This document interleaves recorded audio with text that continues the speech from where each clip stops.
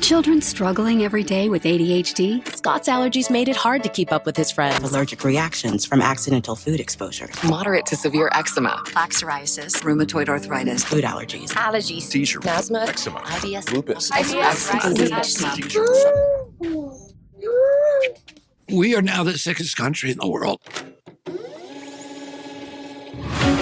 The health of American children is in crisis. A huge rise in chronic conditions in kids 17 and under. More than 40% of American children now have at least one chronic health condition. Autoimmune disease like rheumatoid arthritis, juvenile diabetes, lupus, Crohn's disease, all this IBS. I had eczema, asthma, all but out. Allergies, stomach issues. This is to me the one that gets me. Just a few decades ago, 1 in 10,000 children had autism. Today it's 1 in 31. ADD, ADHD, speech-delayed language like tics, Tourette syndrome, narcolepsy, sleep disorders, ASD, autism. But there's no way in the world that these kind of rapid increases in the incidence of disease could be genetic. Genetic change takes generations, centuries to play out. What's really causing our kids of this generation to be so chronically sick? What the heck is happening?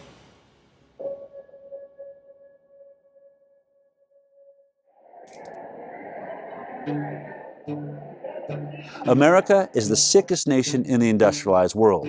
It is now believed that over 54% of our kids have a chronic disease, either a neurological disorder or an autoimmune disease. That's up from only 12.8% back in the 1980s.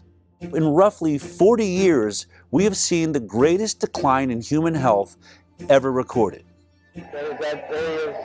What if I told you there is a study that could shed light on this chronic disease epidemic, but no major medical institution seemed willing to do it? What if I told you there was one scientist brave enough to conduct this study? How you doing, Mark? Good to see you. Yeah, nice to see you. Absolutely. What if I told you that when the study was finished, that scientist was too afraid to publish it? What would you do? Maybe you would do what I did. I got hidden cameras and recording equipment, and I went to ask him why. Thank you. You're very welcome. Cool. You all dined with us before? I want to show you a video. Okay. Curious of what your reaction to this. Okay. Just hit play here. Yeah. Go ahead and press play there. What was the most shocking thing? Because I mean, I know what I've seen. No, I thought it was important. It's important information because of it did show a difference between the groups. We have some serious issues. No, I actually agree with that. If I can't get this study out, then what hope is there for every kid in the future? I don't want to say it's not the right thing to do. It's the right thing to do, but I just don't want to. I mean, obviously, really emotional. Sick. It's really sick. Publishing something like that, might as well retire. I'd be finished. So who was that guy? Zervo's probably going to lose his job over this.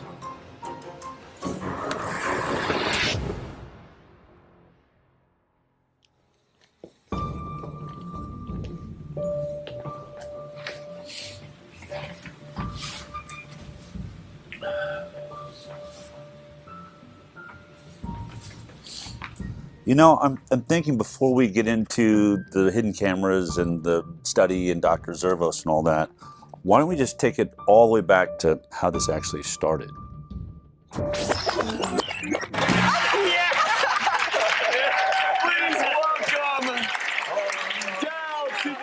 I've been a medical journalist for almost 20 years now. My first 10 years was at CBS, and the last 8 years or so I've had my internet news show called The High Wire.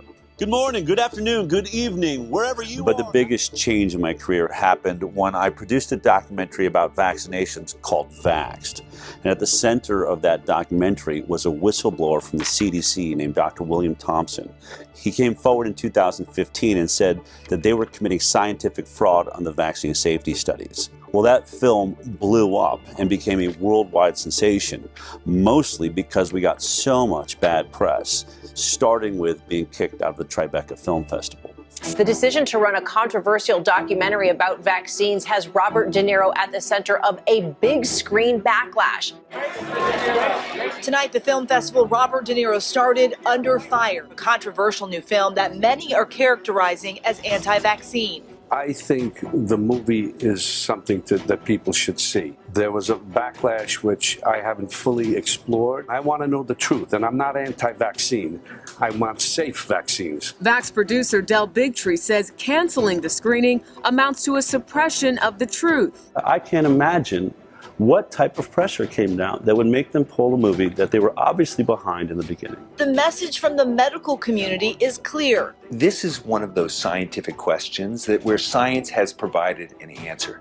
Vaxxed ended up being one of the most controversial documentaries in history. And because of that, there were lines down the block everywhere we went. Look at this crowd behind me. Look at this line goes on and on and on. In fact, the very first day we screened at Angelica Film Center in New York, I wanted to know why there's this giant line down the block. What are these people here for? Can every parent or someone, if you have a family member with autism, would you please stand up right now? I'd like to see. 3/4 of the room stood up. I remember feeling like the air just got sucked out of the room. I had no idea that there was this many people suffering from this issue. I ended up asking that question 3 screenings a day, 5 days a week for an entire year. And every single time, 3/4 of the room stood up. I realized I had stumbled on something absolutely massive. Hello, everybody. This is Jamie. Jamie's first. Can you guys both tell us your names? I'm Stephanie. And this is Zion. After the screenings, parents of injured children were inspired to tell their own stories. We set up video cameras and started interviewing everybody that wanted to talk. And what I discovered is it wasn't just autism, and it wasn't just the MMR vaccine. There was an ocean of vaccine injury, and nobody was talking about it. Doctor says, well, do you want the flu vaccine? I was like, might as well do it now. I gave in. I did polio. They gave her the Hep B vax. She got the 2-month shots. DTaP, the MMR vaccine. By 10:30 that morning, she was arching her back, clenching her fists. I didn't think I was going to cry. That night, we were in the hospital with the 106-degree fever. He began to projectile vomit. He began to this loud pitch scream. Like that's when the blood-curdling scream started. I did not lay down for 10 months straight because she would vomit and asphyxiate. She would vomit at night and she would lie there while she was asleep and she would choke on it. When we had that vaccination, he lost all language. He just stopped talking? He wasn't talking. He didn't want to nurse. He went to not talking at all. He was developing really well, except for motor skills. He's got chronic allergies. An eczema rash. Food protein enterolitis syndrome. She couldn't eat anything on the glycemic index that was too high. GI symptoms. He started to have gut inflammation. Chronic snoring. Sleep apnea. Seizure-like activity. We woke up. She just...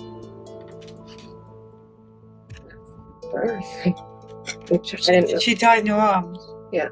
I continued to vaccinate her and make her worse and make her sicker.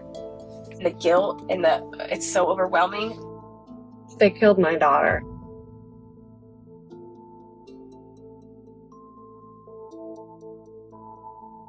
Clearly, this was a bigger issue than anybody realized.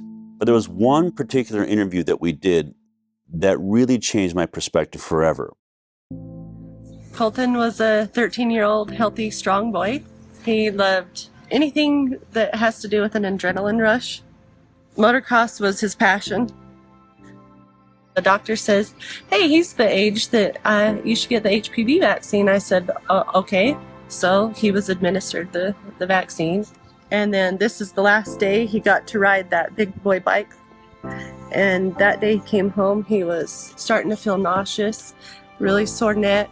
He still didn't want to get out of bed. I just thought, man, you're just really weak and exhausted. And that evening, when he sat up to take a drink of water, he just flopped back and his head just hit the pillow. And I went, Colton, are you going paralyzed? They immediately took him down to Primary Children's Hospital in Salt Lake. Original diagnosis was transverse myelitis. When the doctor came out and asked me, has he been sick? I said, no, he hasn't been sick.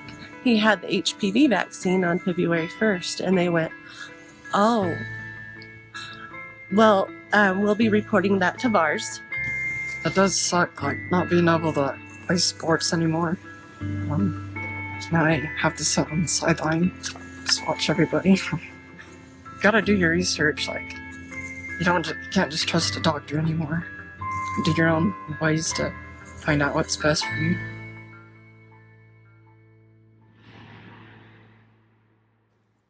Unfortunately, Colton ended up taking his life in 2018 because he believed he'd become too much of a burden on his family. But the thing I remember about standing there and watching that interview taking place, my co-producer, Polly Tommy, was doing the interview, was this box that was hanging on his side that was breathing for him. And it went through a tube that was going through a hole in his throat. And he literally had to wait for it to fill his lungs with air before he could answer a question. So he'd go, and then he would start answering the question until he ran out of air. I thought about all of the people that accuse these so-called anti-vaxxers of bringing back polio or the iron lung. Once vaccination rates fall, you're going to have a lot of people getting sick and a lot of children paralyzed for the rest of their life with polio. I thought, he's wearing an iron lung. You're not laying in a metal tube anymore. They've reduced it down to a box that hangs on your side and a hose that goes to your throat. But in this case, he wasn't paralyzed because he had polio. He wasn't paralyzed because he didn't vaccinate.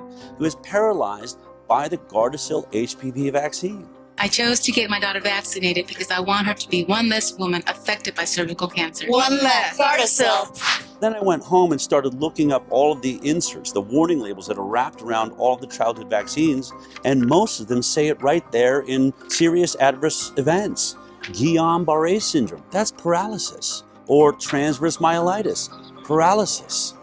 And I realized polio vaccine is a success. We didn't eradicate paralytic diseases with the vaccine program. The vaccine works. We're causing paralytic diseases with our vaccine program.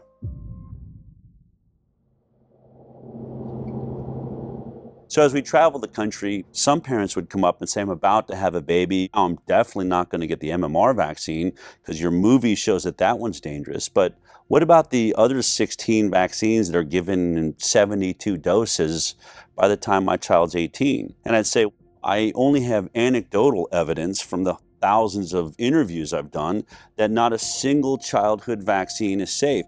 But that's not scientific. I wanted something better. I wanted to get to the bottom of this. So I started a nonprofit called the Informed Consent Action Network. Based on the Nuremberg Code's right to voluntary consent, The German Air Force. the ethical principle globally agreed upon in the wake of the Nazi doctors' horrifying human experiments, Of inmates in concentration camps for experimental purposes. where it states the voluntary consent of the human subject is absolutely essential, and there should be no element of force, fraud, deceit, duress, or overreaching or other ulterior form of constraint or coercion. What I wanted to do was investigate the entire vaccine program. I was really focused on one thing. We hear that vaccines are safe and effective. But before we even worry about if they're effective, how did we determine they're safe? We started looking at all the science around the world, but we hit a big roadblock. You can't sue a manufacturer of a vaccine. It's one of the only products in America that has what they call liability protection. The reason is because of a law that was passed in 1986 by the US government.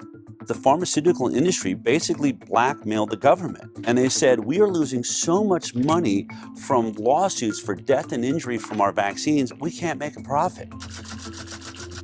Studies have shown that the whooping cough or pertussis vaccine causes brain damage.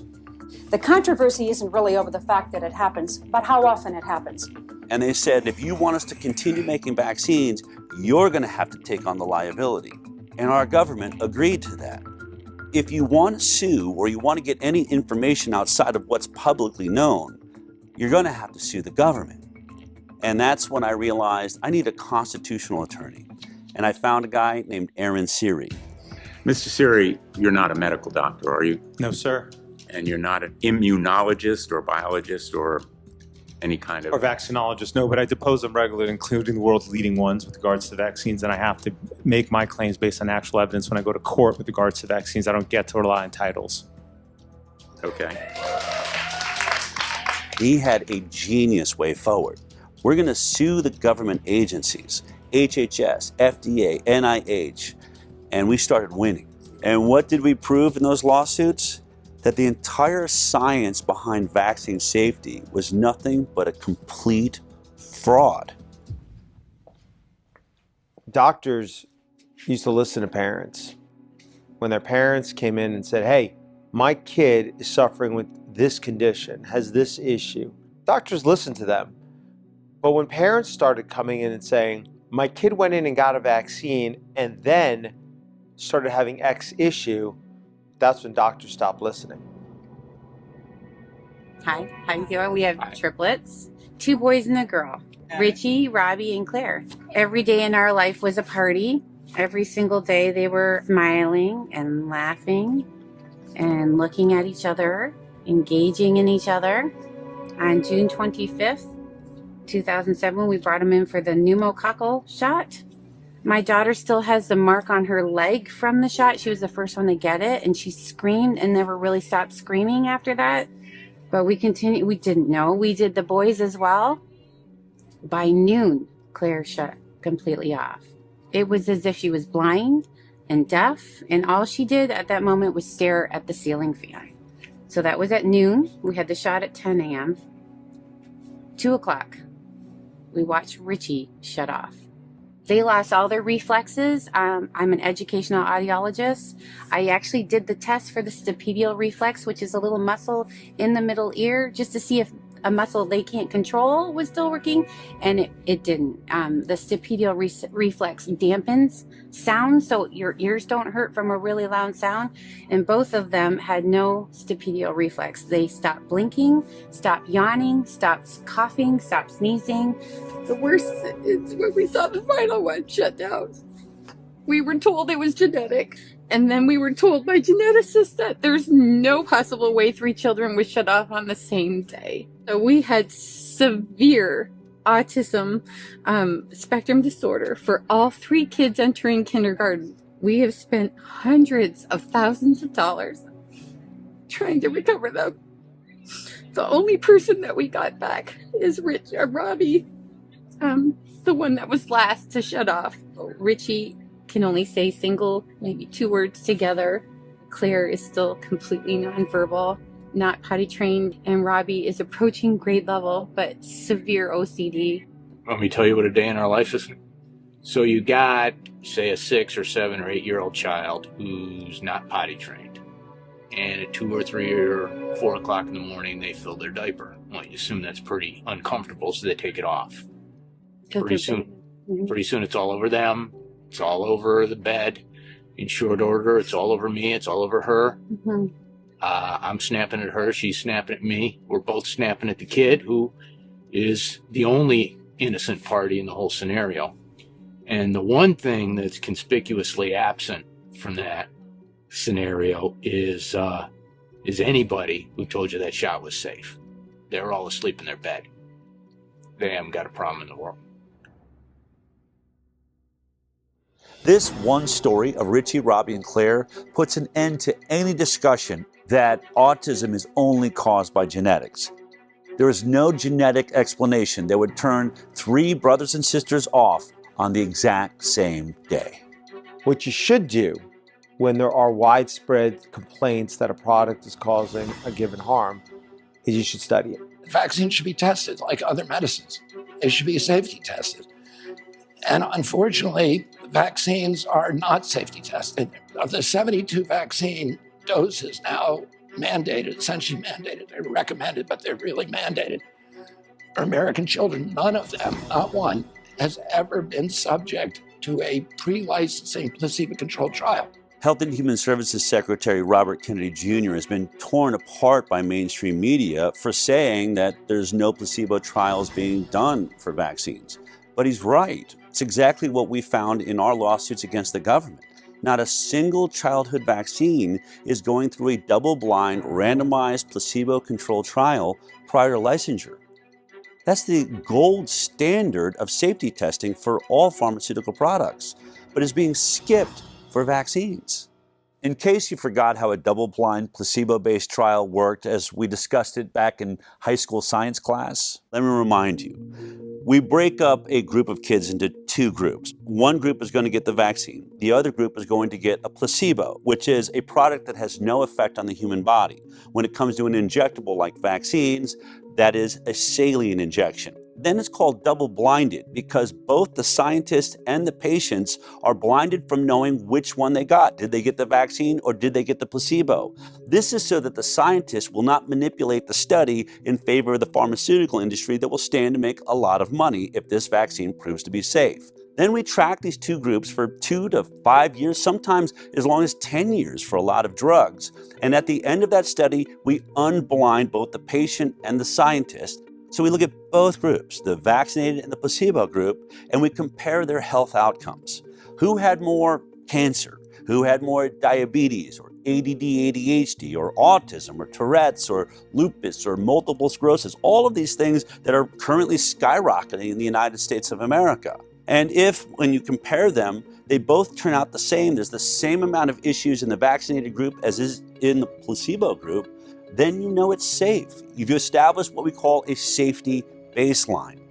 But if the vaccinated group has more issues than the placebo group, then we know it's not safe and it shouldn't be put on the market. Only one problem. Not a single vaccine on the childhood schedule has ever been through a double-blind, placebo-based trial. Therefore, they cannot say the vaccines are safe based on science. Are all vaccine trials placebo-controlled? No, and nor should they be. So, for example, when Prevnar 13, so Prevnar was a conjugate pneumococcal vaccine. The FDA has approved a new pneumococcal vaccine. It had to be tested in a phase 3 trial, and so the control group there was Prevnar 7 and had been shown to work. It will replace Prevnar, which was effective against 7 serotypes. You can't ask parents to put their children at risk of pneumococcal disease when there existed on the market at the time a vaccine to prevent that. And the World Health Organization has been very clear on this. That would have been considered an ethical trial. Dr. Paul Offit's one of the big proponents of vaccinations, probably because he's made a vaccine and made a killing off of it, the rotavirus vaccines on the childhood schedule. It doesn't matter whether I financially benefited or not. He likes to go around and say, well, we can't always do placebo trials, especially if there's already a vaccine that covers that disease. So he'll use an example like Prevnar 13. Prevnar 13 in its safety trial was tested against Prevnar 7, the earlier version of the vaccine. And he'll say you cannot test Prevnar 13 against a saline placebo because it would be unethical. You'd be denying children access to a vaccine that is already on the market, and that's not fair to them. But what he leaves out is that Prevnar 7 was never tested against a saline placebo, so we don't know if it's safe. So we're testing one product we don't know the safety profile on with another product we don't know the safety profile on, and this is how the entire vaccine schedule works. I like to call this the whiskey study. Let me explain. Let's say there's a group of people that are complaining that whiskey is making people drunk and they're crashing their cars and people are getting killed. Now, in order to test does whiskey cause car accidents, you would set up a double-blind placebo trial. One group, the test group, would get the 10 shots of whiskey. The other group, the placebo group, would get 10 shots of water. And then we'd have them both drive on a driving course and see who has more accidents. It's obvious. But in this case, the whiskey company is the one doing the study. And what they say is, oh, we're going to do a placebo-based trial. But our placebo-based trial is not going to be water, it'll be vodka, another product already on the market. And so 10 people get the whiskey shots and 10 people get the vodka shots, and they had them all drive, and guess what? They had just as many car accidents. Therefore, whiskey does not cause car accidents because it didn't cause any more than the vodka did. And so to take this all the way to the end of Dr. Paul Offit's point, if vodka had ever been tested against 10 shots of water, and there was no car accidents in the vodka group, then it would make sense to test the whiskey against the vodka. But we all know that study was never done, just like no vaccine placebo study was ever done. All you have to do is type in FDA licensed vaccines on your computer, and every vaccine that they give your child on the childhood schedule will appear there. And then you can click on any one you're interested in. Let's click on Vaxxed HB. This is one of the hepatitis B vaccines they give your baby on the first day of life. Hello, welcome to the world. Gasp for your first breath, and here comes your first sexually transmitted disease. Now, go to vaccine insert. This is the insert or the warning label that is wrapped around the vaccine when it's delivered to your doctor. It has all kinds of information like what's in the vaccine, all the ingredients, side effects of the vaccine, but I want you to focus on section 6.1. This is where they talk about the clinical trial they relied upon to establish safety. It's always 6.1 on every single vaccine, so you can look at all of them. But in this one, you'll see that there was only 147 children in the entire trial. And they were only monitored for 5 days after each dose. 5 days. So think about it. Would you take any drug that was only monitored for safety for 5 days? If your child dies on day 6, it wasn't captured by this trial. They'll say, we didn't see any deaths. If a child had autism 2 years later, or other autoimmune diseases or neurological disorders, things that take years to develop, they'll say, we didn't see any in our trial.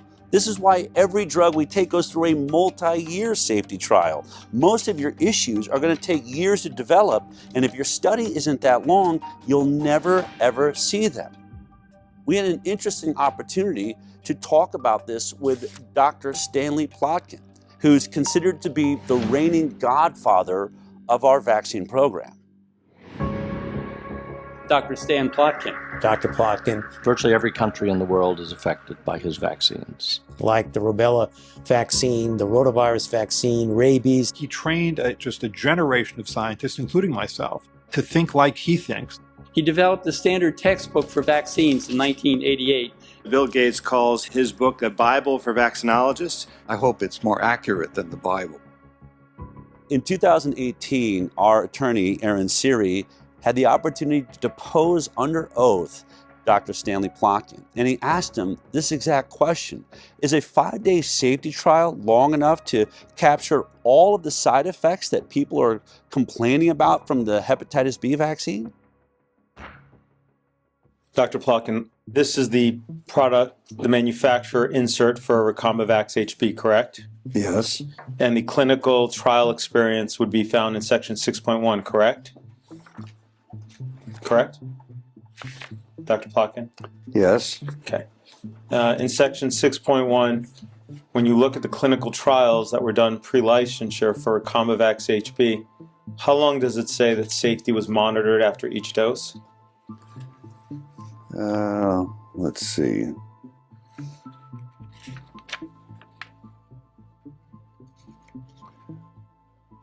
Uh, 5 days. Okay. Is 5 days long enough to detect an autoimmune issue that arises after 5 days? No. Is 5 days long enough to detect any neurological disorder that arose from the vaccine after 5 days? No. There is no control group, correct? It does not mention any control group, no. No. If you turn to section 6.2, under the nervous system disorders, it states that there have been reports of Guillain-Barré syndrome, correct? Yes. As well as multiple sclerosis, exacerbation of multiple sclerosis, myelitis, including transverse myelitis, seizure, febrile seizure, peripheral neuropathy, including Bell's palsy, muscle weakness, hypothesia, and encephalitis, correct? Correct. Okay. Now, it says at the top, before you go on, these reports are required to be included because they have been reported to the authorities as happening after vaccination. That is not proof that the vaccine caused those reactions. In order to establish whether it's causal between the vaccine and the condition, you need a randomized, placebo-controlled study. But yes. That was not done for this hepatitis B vaccine before licensure, was it? No. Okay. without a control group, if you're looking for a phenomenon occurring in the vaccine group, you cannot judge that phenomenon without having a control group. Isn't it true that it would now be considered unethical to conduct such a study today? It would be, yes, it would be ethically difficult. So this is how the entire game is played. They don't do a safety placebo trial before the vaccine's licensed. Then when people start lining up with all of these serious side effects, you say, well, can you do a placebo-based trial now? And they'll say, no, it's unethical. So they won't do it before, they won't do it after there's injuries, and when they can't do a study, your doctor says to you, I haven't seen any studies that show that these injuries are being caused by the vaccine. Therefore, I'm going to assume they're safe. Do you agree with the CDC's recommendation that babies receive a hepatitis B on the first day of life? Yes. You stated that hepatitis B doesn't cause encephalitis, right? That's my opinion, yes. But the IOM, after doing its review, determined it couldn't find science to support a causal determination one way or another. Correct?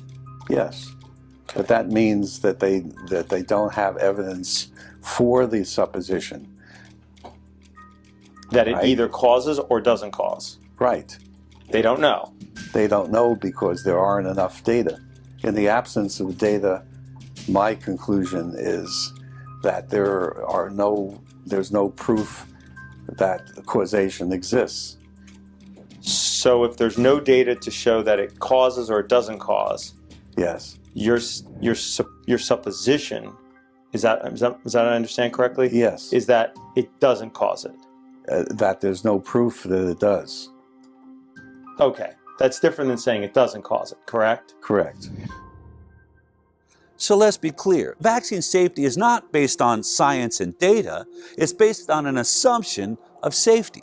And that is the stalemate we find ourselves in. But there's one way out of it. Instead of doing a placebo-based study, you can do a retrospective study looking at people that have already made their choice, whether they're going to vaccinate or not. And then you just compare those groups, the ones that got the vaccines and the ones that decided not to vaccinate. We call that the vaccinated versus unvaccinated study. It's been done by a few independent scientists and institutes amongst small groups of children, but never by a major government agency or a major medical facility.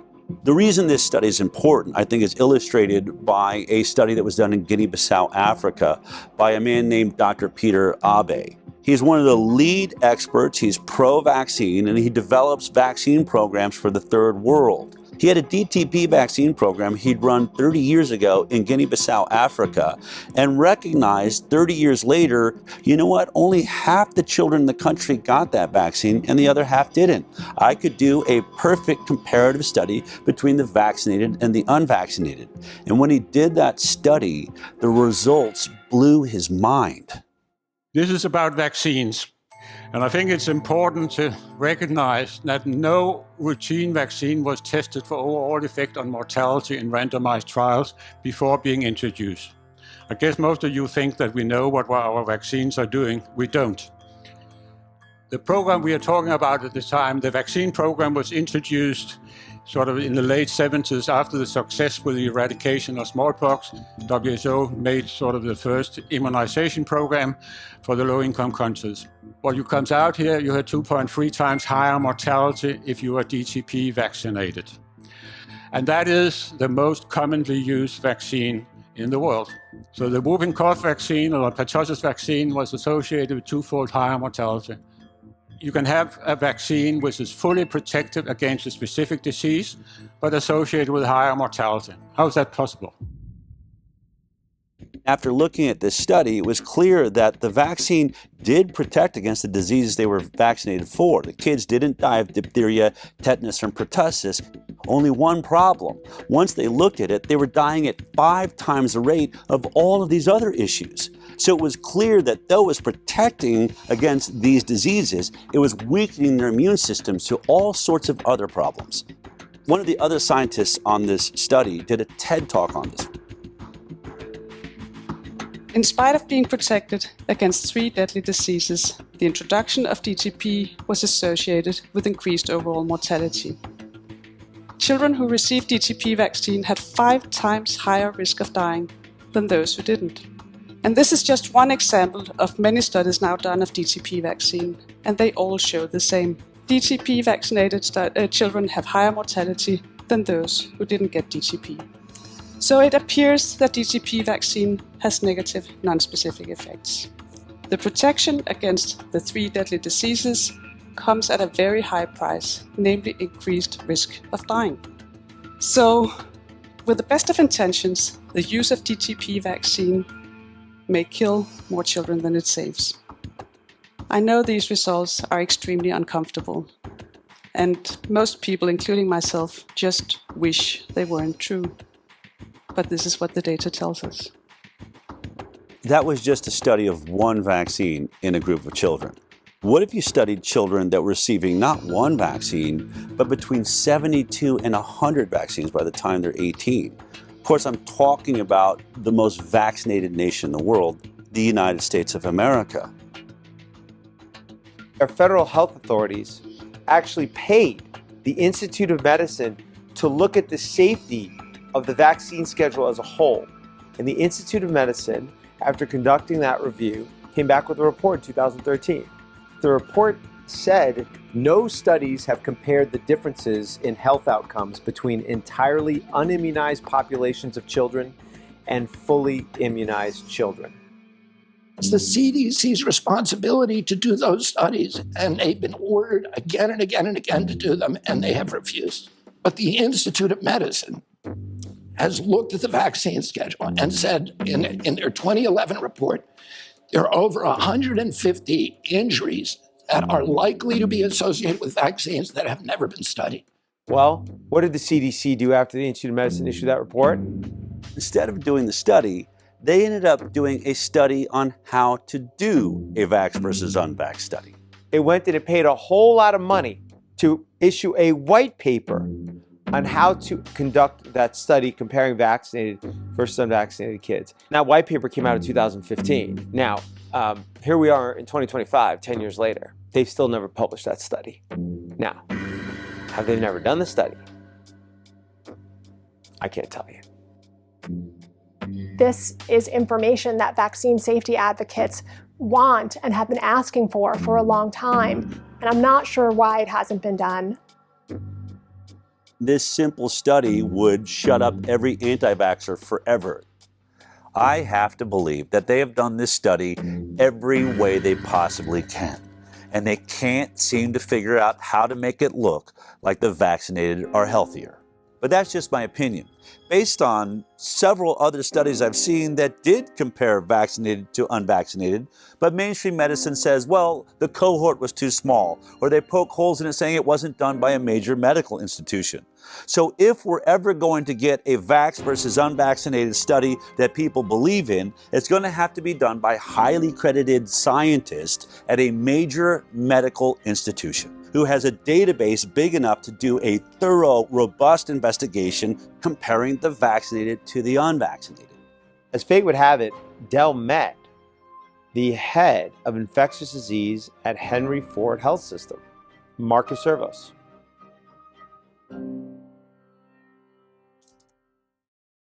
I'll never forget that meeting because you said something to me. You said, "I've watched your film. It's intriguing." But you said, I'll never forget. You said you've been saying something and watched your videos that I had an issue with. You said that they cannot say that vaccines are safe because they've never done the proper safety studies. And you said to me, I actually researched that because I wanted to see if that was true. And you said, I'm sorry to have to report to you that you're actually right about that. I say it proper now, safety studies have not been done. And to now too, it's same thing. I still say it now. The proper safety studies haven't been done. So then I said to you, all right. Still true. And you're like, I don't know what I'm doing here. I don't agree with you. I believe in vaccines. And I said, would you ever consider doing a vaccinated versus unvaccinated study? And you said I would do anything wherever the data is the data, right? Yeah. The first time I met with Dr. Zervos, he agreed to do a vaccinated versus unvaccinated study. I mean, I was ecstatic. He was perfect. Ford Medical Center is one of the greatest research centers in the world, and Dr. Zervos is in the middle of being a hero for having just worked out the entire Flint, Michigan water crisis. 74 miles of large diameter pipeline will stretch For decades, Flint, one of the poorest cities in America, had bought its water from Detroit. Instead of staying on the Detroit water supply while the pipeline was being built, the city would temporarily get its water from the Flint River. That decision would force the city to activate an old water treatment plant. Here's the plant. This is what is coming out of the tap. Water's brown, has a bad odor. We cannot drink the water. They soon became a breeding ground for Legionella, and people were getting sick. The oxygen, you're on that all the time, or do you ever get to take it? I'm on it all the time. Yeah. Her doctor, Marcus Zervos, had been treating a chronic skin infection that her weakened immune system couldn't control. They are doing a lot better. I'm ecstatic. You know, if I can get them healed over a little bit more, I'm going to get you an appointment with those transplant doctors. There'd been 90 confirmed cases in the year and a half following the water switch. 12 people had died. Sean McElmurray had pulled together a team of 23 scientists and experts from around the state. The team says the state wouldn't authorize them to start the search for the source of the outbreak. Dr. Zervos was the infectious disease expert, and he was worried about the delay. It was critical to start right away because by June, we expected to see more cases of Legionnaire's disease and there would be more deaths, which is what we expressed in a meeting that included top leadership at MDHHS. I remember my colleague telling him that if he didn't do that, people could die. Unfortunately, Nick Lyon's response was that, well, they have to die of something. I mean, you're just in shock as a result of him saying that, the director of the health department. Dr. Zervos seemed perfect. He'd stood up against the entire health system in Michigan, so I figured he'd probably be brave enough to do this study. But then a couple of years went by and still no study. I called Aaron and said, why don't we go see if we can't convince him to finally do this study? I flew down to Michigan and we went to meet Dr. Zervos in person. We said, look, here's your opportunity. The results should be directly in line with the orthodoxy. The vaccinated kids should be healthy across the board. He could be hailed a hero for finally shutting up the anti-vaxxers. He said he's willing to do it. The study was going to use the data they literally already have in their fingertips. The data of millions of people who are already in the Henry Ford Health System database, including hundreds, maybe thousands of completely unvaccinated children, as well as obviously children who are vaccinated. What that would allow is taking that multi-million person database, segregating out the children who had been in the Henry Ford system from birth continuously for a few years. Because it's a captive HMO environment, meaning it provides the insurance and it provides the medical care, it has most of the health records for these kids, including if they go out of the Henry Ford medical system, Henry Ford, as the insurer, was still paying for it. So they had the health codes for all the medical services that these kids got. So if you segregated out those kids, now you have a cohort of children from birth for at least a few years where you knew everything about them. I previously was a program director at Henry Ford Hospital, so I know it well. It's one of the best integrated health systems to do research. Henry Ford receives over $90 million in annual research funding, with nearly 700 residents and fellows in 53 ACGME accredited training programs. I think Henry Ford, like other institutions, has a bias towards the goodness of vaccines. You can't miss it. It's a full-page letter here from Henry Ford with 56 signatures saying in bold letters, the science is clear, vaccines save lives. If the results came back demonstrating that the battery of vaccines was associated with chronic diseases and that unvaccinated appeared healthier over time, such a result would be particularly convincing. I'm for vaccines. I'm not, I'm obviously for vaccines, but I think it's the best way of controlling infectious diseases, which are deadly. I'm for mandatory vaccination. Henry Ford is mandatory vaccination because of me. Henry Ford is one of about 90 healthcare systems across the United States that are working to enroll a total of 30,000 volunteers in the Moderna COV vaccine study as quickly as possible. This is the worst pandemic of the last 100 years, and our best hope of dealing with this is by having an effective vaccine. Henry Ford is requiring all 33,000 staff members to be fully vaccinated by September 10th, 2021. The health system says this is consistent with its existing vaccination policy, which includes team members get the flu shot every year and stay current with other vaccinations. It appeared to me that Henry Ford was pro-vaccine, not anti-vaccine. So I had to assume the only reason they would do this study was to prove us wrong. Dell and I thought that was an excellent opportunity. They can do the comparison and presumably they could get it published. We only had one request. The ask was, whatever the outcome, you publish it. Would he stick to that if the results show that unvaccinated kids are healthier? And when he realized that if he submitted that for publication, he's going to face the wrath of his entire profession, didn't know. This was our greatest fear. I mean, vaccines are the holy grail of modern medicine, and anyone that decides to challenge vaccines in any way are essentially considered heretics. Vaccines are safe. Vaccines are safe and effective. Vaccines are safe and highly effective. Safe and effective. Safe and they're highly effective. Vaccines are one of humanity's most incredible accomplishments, and they've saved millions of lives. Childhood vaccines have prevented about 4 million deaths around the world every year. The overwhelming majority of pediatricians in this country strongly support vaccinations. Missing her vaccination dates. We're not vaccinating.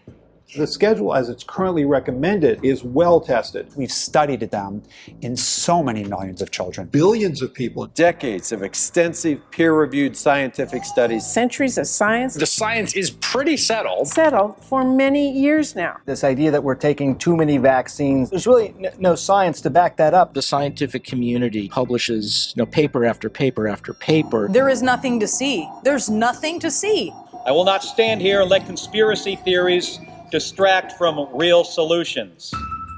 Most doctors can't tolerate being called quacks or having their reputation destroyed. And I went from treating at the head of the laboratory at my hospital for hypertension to becoming, somebody that was doubted on every levels after a while because of one thing that I said, which was, can we stop giving vaccines to my sick patients and give it to them on the day of discharge? And had they not tried to intimidate me, doubt me, and pushed me to research and show that what I saw was actually real, I would still be lockstep working as a regular doctor.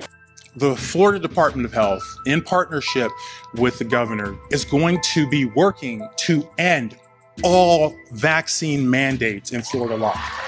All of them. All of them. My experience with discussing or disclosing harms associated with the vaccines is that those are not welcome ideas or conversations. That move from the Florida Surgeon General, a doctor there, drawing condemnation from public health experts. Whether it's ignorance, it's stupidity, or it's malice, at the end of the day, people are going to get hurt. He's not going to necessarily receive a warm embrace by some of the people in his profession, but that's really what courage is all about. It's a very hostile environment, both scientifically and in the media, for individuals who reach conclusions or have opinions that counter mainstream ideas. Every independent scientist that has ever ventured into doing a vaccinated versus unvaccinated study of any kind is immediately under assault. There's one by Dr. Anthony Mawson out of Mississippi. He did a homeschool study of about 600 kids and discovered alarming rates of allergies, ADD, ADHD, neurological disorders, and a 4-fold increased risk of autism amongst the vaccinated. As soon as the study came out, his job was under threat. In fact, I asked him if he'd be in this film, and he said, look, you can show my studies, but I have just been dragged through the coals on this. I can't take anymore. Then there's Dr. Paul Thomas. Hey, how you guys doing? What I'm seeing on this side is a pink dull, scarred up eardrum. I've been a pediatrician for 35 years. I'm now retired. What I noticed in the first decade or so of my practice is kids were getting sicker and sicker. And over the next decade, as more and more patients chose not to vaccinate, I got to see the difference. But I wanted to see, could I prove it? So we got all the data from my practice. We looked at every baby born into my practice and published it in an international journal of public health. What we found, and that study was peer-reviewed, it was robust, we found massive increases. I mean, we're talking 400 to 500% more. Allergies, autoimmune conditions, neurodevelopmental issues, and then we had infections of all kinds. Massively increased in the vaccinated compared to the unvaccinated. What happened when I published that study? Within days of it being available online, I get a call from my attorney. Don't go see any patients, don't write any prescriptions, don't go into the office. Your license has been emergently suspended. You are a threat to public health. What's today? Today, it is the last time I will be doing clinical medicine in Oregon. Knowing that you guys are keeping it going, the heart of this place lives on. So what if Dr. Zervos does this study and it turns out exactly the same way as the others? Would he still publish it? That was the question. Years went by. In 2020, I was informed they had put together a study. And I had that study in my hand and I looked at it. The significance of it, it was an actual study that when published was the first step in changing this landscape. Weeks went by and then more time went by, and at some point what I learned was it was not going to get submitted for publication.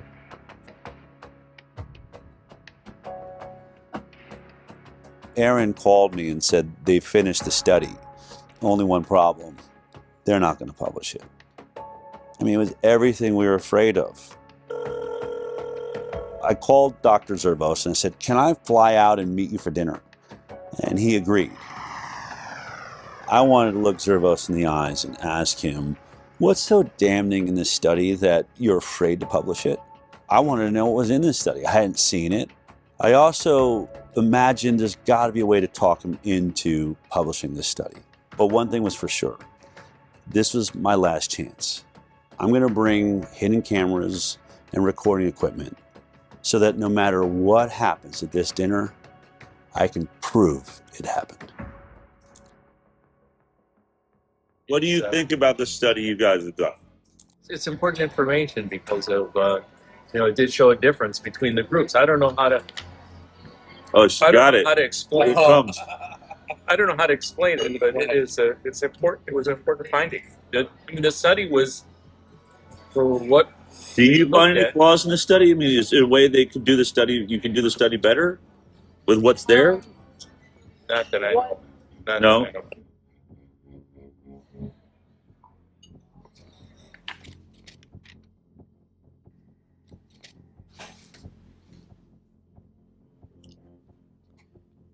Impact of childhood vaccination on short and long-term chronic health outcomes in children, a birth cohort study. This one is really robust. Let's say the results. Yeah, what were the results?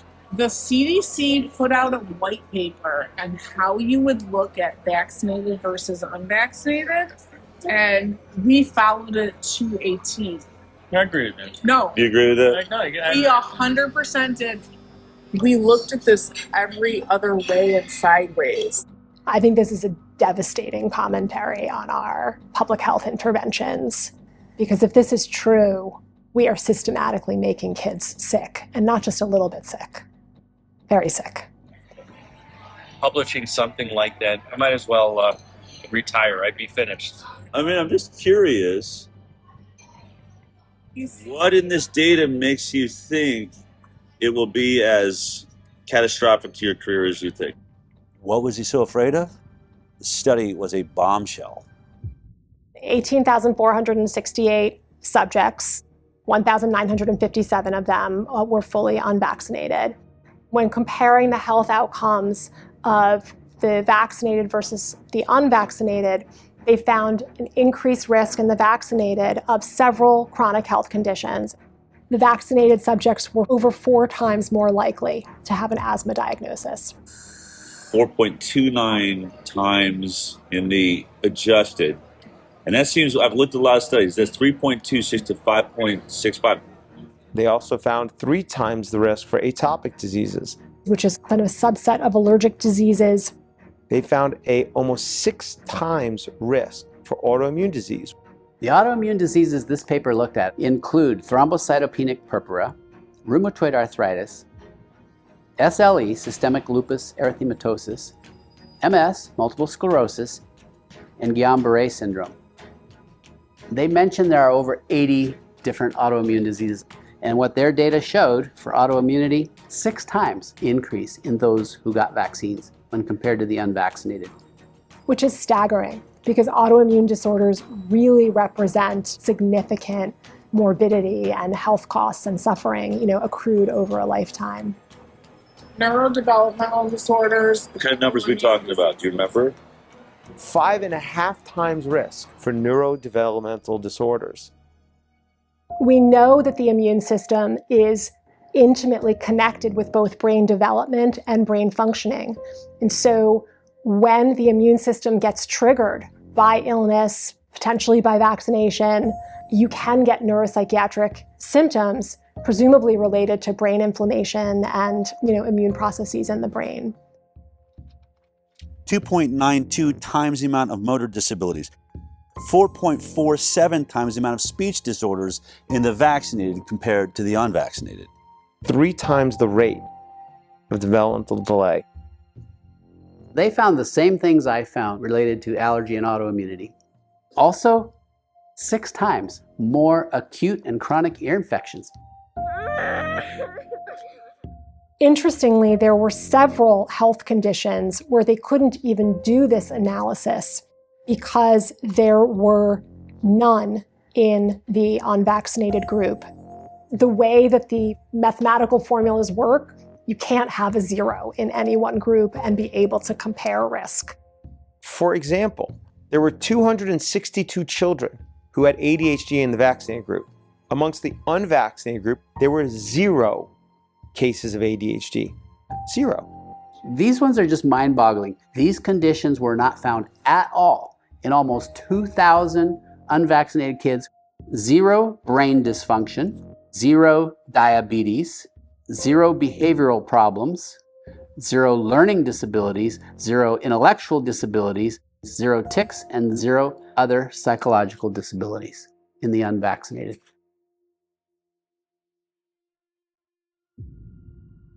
I'm going to read the conclusion here. Despite this, and in contrast to our expectations, again, the author's expectations was they'd conduct the study and probably find vaccinated people a whole lot healthier than the unvaccinated, right? This is what we found. We found that exposure to vaccination was independently associated with an overall 2.5-fold increase in the likelihood of developing a chronic health condition when compared to children unexposed to vaccination. Any vaccine, even just one, compared to none, had 2.5 times more likely to have a chronic health condition. There were no chronic health conditions associated with an increased risk in the unexposed group. None. What does this graph mean? Explain that to me. So it's no vaccines versus vaccines. That's basically your likelihood of not having a chronic health condition. They did something called time to event analysis. At 10 years, the likelihood of being free from a chronic illness was only 43% in the vaccinated group versus 83% in the unvaccinated group. It's a big difference. So if you're unvaccinated, you stay up here above the, like was it 80% of you are going to be perfectly healthy, whereas you're dropping below the 50 percentile which is exactly what I've been stating. I've been saying 54% of America's children have a chronic illness now.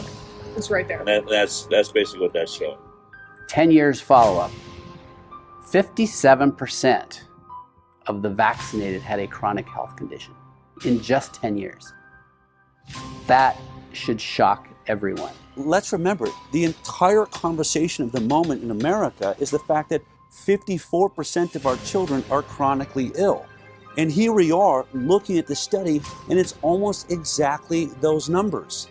57% of the vaccinated are chronically ill, whereas only 17% of the unvaccinated. I think because I have an interest in vaccines and I understand off-target, non-specific effects, I was sad, but I wasn't surprised. I can tell you that these data are consistent with my greatest concerns regarding the childhood vaccination schedule. That despite the good intentions of the field of vaccinology, that is backfiring on us. In virtually every single chronic health category, the vaccinated are doing far worse. But there is one issue. It's the one that I have been talking about for years and puts me into the middle of this entire investigation, and that is autism. And in this study, it appears that there was no statistical significance with the vaccine-autism connection. And I wanted to know why. Yet autism is neutral. Does that mean we're wrong about autism, Mark? No. No? No. It's there are a lot of variables involved, and it's hard to control for. When you don't have a lot of instances, as occurred here with autism, where you only have 23 instances of autism in the vaccinated group and 1 instance of autism in the unvaccinated group, that wasn't enough instances to actually be able to determine whether or not there is a statistically significant increased rate of autism. So even though the study shows all sorts of neurodevelopmental disorders, when it comes to autism, there weren't enough children diagnosed with autism in this group to answer that question. That is why studies like this need to be replicated at even larger scales. The fact is there's a signal, and the signal is unvaccinated kids healthy. That should be a very important positive study. Yes. The converse of this is kids that are vaccinated, it doesn't look so good, particularly for the neuropsychiatric disorders. Looking at the measure of association, I'm an epidemiologist, I live in this, neutral is 1. Neutral means no association is 1. If it's 2, it means there's a twofold risk. When we're doing non-randomized data, especially from corporate data stores, what have you, we have a higher threshold. And a good threshold to remember is 4. If there's a 4-fold increased risk in a data set, if we were to go do this somewhere else, almost certainly we would find an association when this is telling us that the risk relationship is greater than 4. I was sitting at that dinner reading this study for the first time and thinking, oh my God, the world needs to see this study. But the more I pressed Dr. Zervos to publish it, the more excuses he had. I think it's a good study, but it does have limitations to it. The argument against it is going to be that it's same thing. Retrospective, it's not a controlled group. The control group, that there's other factors involved. It's a heterogeneous group of conditions. The perfect example was hydroxychloroquine. Did I happen to mention that not only was Dr. Zervos at the center of the Flint, Michigan water crisis, he was also at the center of the hydroxychloroquine study that was done by Ford and showed a 50% reduction in death for those that received hydroxychloroquine. And for that, he got attacked by Tony Fauci and virtually everybody in mainstream media and the medical world. The Henry Ford Hospital study that was published was a non-controlled retrospective cohort study. So that study is a flawed study. In the PR at Henry Ford, they put a gag order on me. I couldn't talk about anything. And they said to me, Mark, so what? So you go on CNN. Which they would be happy. They'd be thrilled to have you on CNN. And, you say what you feel. But they're just going to twist what you say anyway and make you look bad. anyway. So what good is it going to do? So I should still be able to defend myself and and say what the inaccuracies are. So I'm thinking to myself, maybe the Henry Ford PR was right, is that it's just going to get twisted around anyway, make you look bad, and you get fired. So what good does it do? So what's going to happen with this one is the same thing, is that somebody's going to come back and they're going to say, the study is flawed, as opposed to looking at it in the way that it should be looked at. How about looking at this as important scientific information that can inform how the proper study should be done? Won't be taken like that. And then I can say, why? Because there's a political agenda to it. I get it has its issues. Any retrospective study is always going to have the same problems, right? So you always have the same attacks upon it.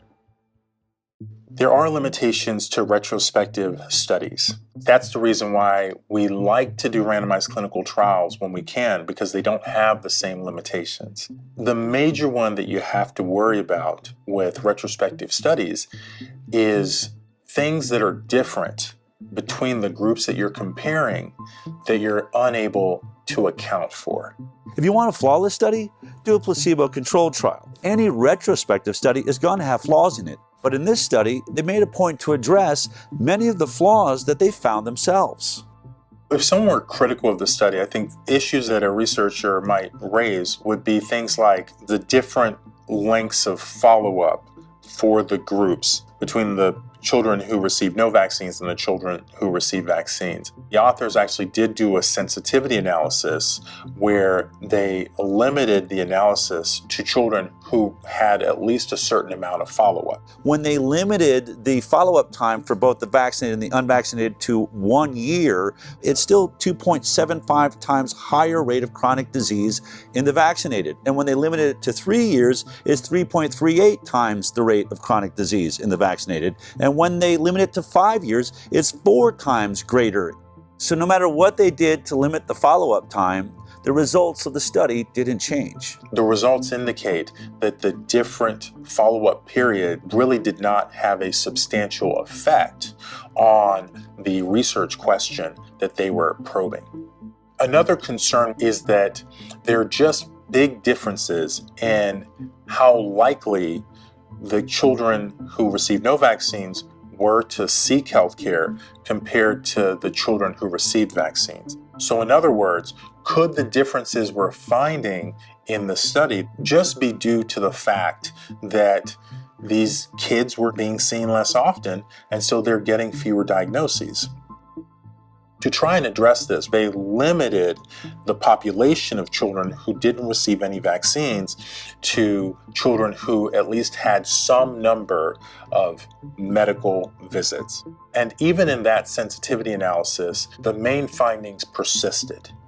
In this study, they adjusted for confounders. Confounders can be age, socioeconomic status, gender, racial, ethnic groups, and used a technique called Cox proportional hazards, which means holding all other factors equal, what's the relationship between the factor of interest and the outcome?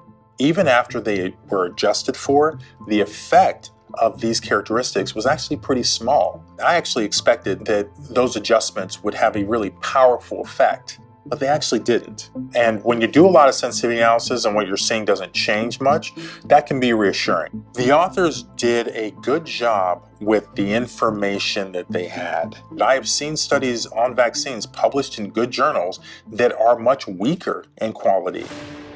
Is what your study shows, is it important? Yeah, it is important. You know who you should send it to? What I told you a while ago. Because I'm just not going to do. I'm not going to do it because I don't want to end up like Diddy or I don't want to suffer what McCullough did. But I give him credit for taking it. Standing up for it. But I'm just not going to. I'm not going to be it.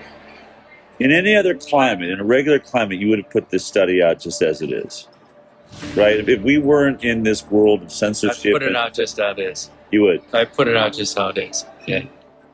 I'd like to just finish out my work, doing international work.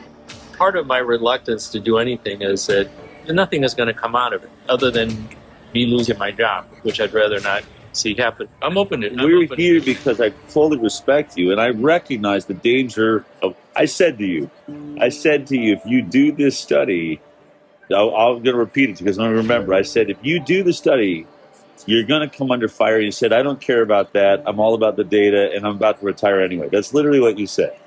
Yeah. So your energy has definitely changed on that. But Energy's changing.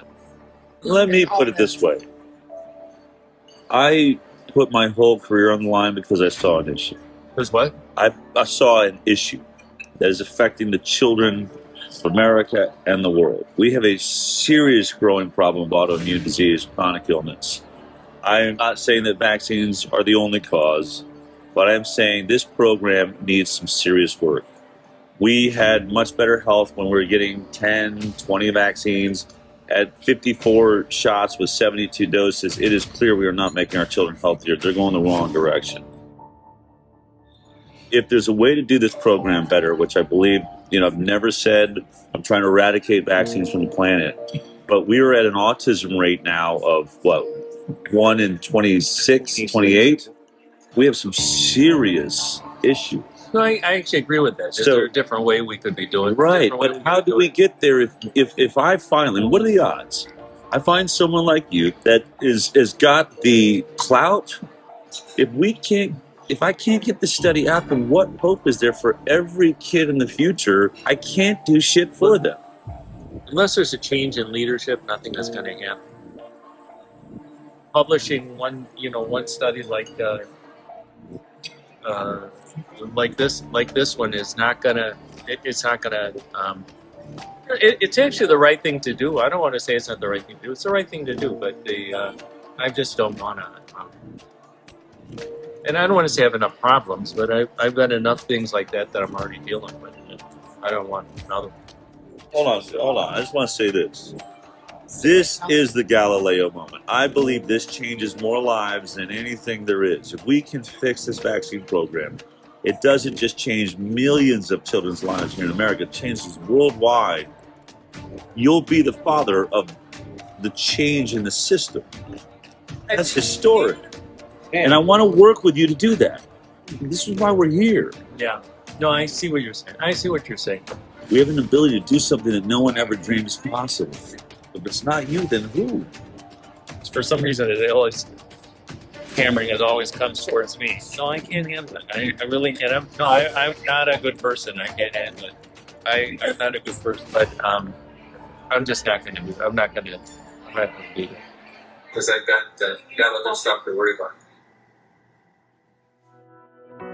Yeah, I mean, obviously, really emotional. He's just going to compartmentalize it away. I think someone could look at this and be like, it's unconscionable. How could he? And I think the way that he can is the way we all can do things that, we can not do things we don't want to do is we just convince ourselves, he's saying it doesn't matter. This is one study. It won't move the needle.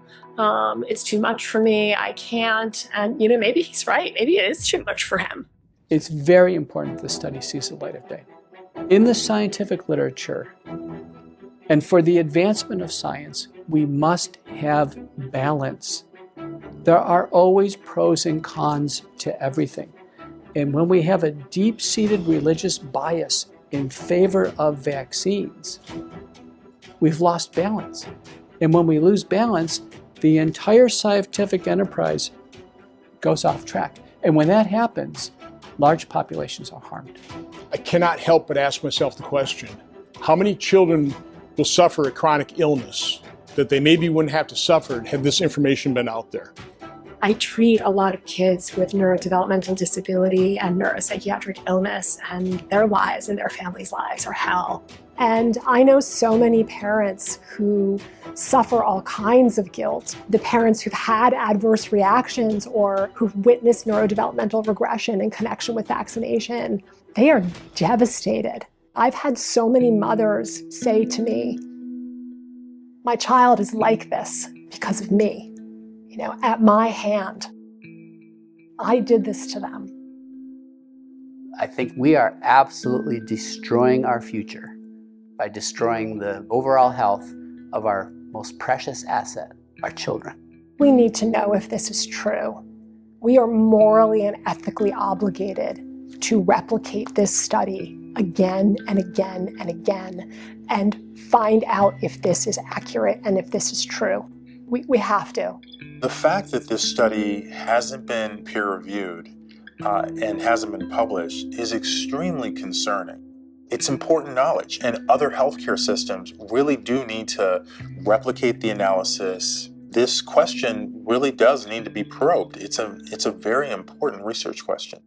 I challenge you, yes, you the doctors, you the researchers, do the research. Find within your data set, within your system, those who are unvaccinated and compare them to the vaccinated cohort. This is one data set. You could replicate this again. There are other captive payer systems. Let Kaiser Permanente Southern California do it. And let the Harvard Pilgrim system in Boston do it. And all the other health systems around the country. And maybe even the CDC with the VSD. And with that, we can start actually addressing the problem that these vaccines might be causing. If these results are valid, this is an absolute sea change in our understanding of the off-target and non-specific effects of vaccination. And we will have to reconsider the way we go about our vaccination program.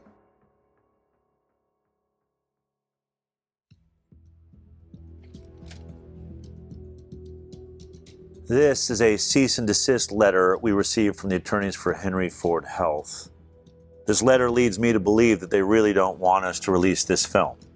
In the letter, Henry Ford accuses us of defamation for saying that the unpublished study wasn't submitted for publication due to the results of the study.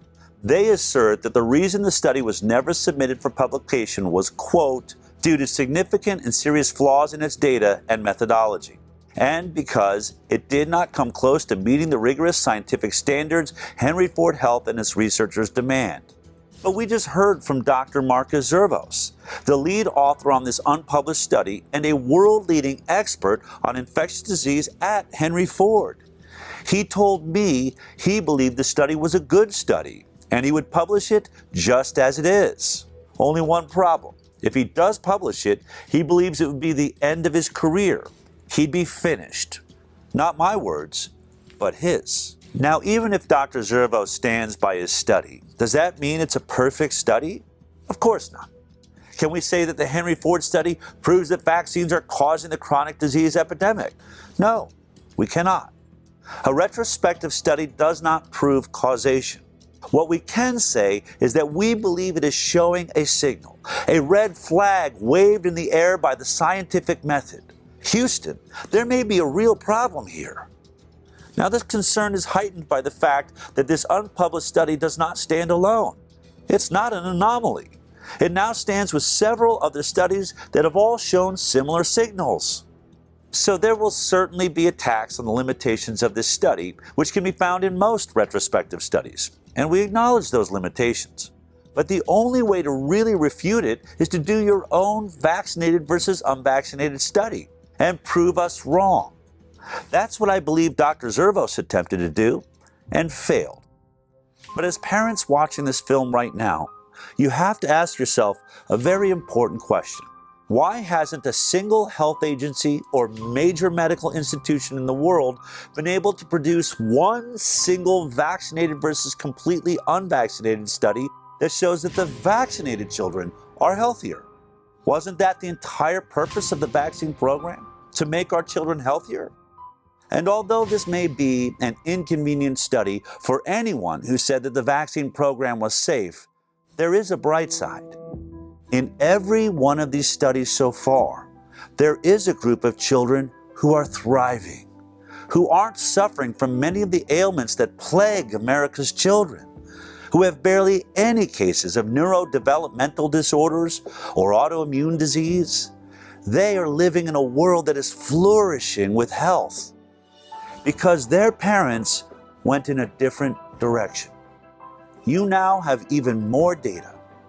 You've been informed. What are you going to do about it? That choice is yours.